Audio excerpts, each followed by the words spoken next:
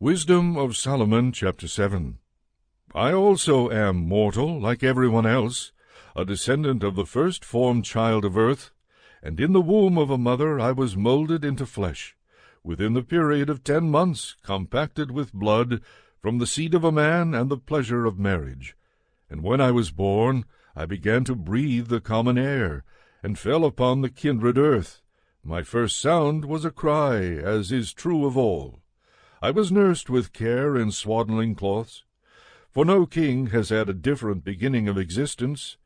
There is for all one entrance into life, and one way out.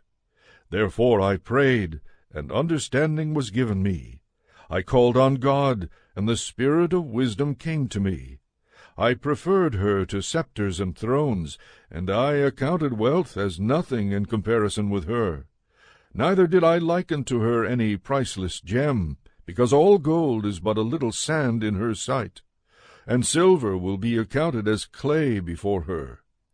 I loved her more than health and beauty, and I chose to have her rather than light, because her radiance never ceases. All good things came to me along with her, and in her hands uncounted wealth. I rejoiced in them all, because wisdom leads them, but I did not know that she was their mother. I learned without guile, and I impart without grudging. I do not hide her wealth, for it is an unfailing treasure for mortals.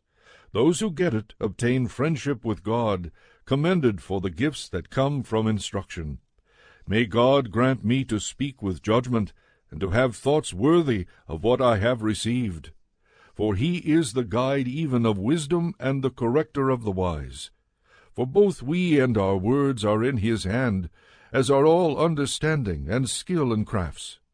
For it is he who gave me unerring knowledge of what exists, to know the structure of the world and the activity of the elements, the beginning and end and middle of times, the alternations of the solstices and the changes of the seasons, the cycles of the year and the constellations of the stars, the natures of animals and the tempers of wild animals, the powers of spirits and the thoughts of human beings, the varieties of plants and the virtues of roots. I learned both what is secret and what is manifest, for wisdom, the fashioner of all things, taught me. There is in her a spirit that is intelligent, holy, unique, manifold, subtle, mobile, clear, unpolluted, distinct, invulnerable, loving the good, keen, irresistible, beneficent, humane, steadfast, sure, free from anxiety, all-powerful, overseeing all, and penetrating through all spirits, that are intelligent, pure, and altogether subtle. For wisdom is more mobile than any motion, because of her pureness she pervades and penetrates all things. For she is a breath of the power of God, and a pure emanation of the glory of the Almighty. Therefore nothing defiled gains entrance into her, for she is a reflection of eternal light, a spotless mirror of the working of God, and an image of his goodness.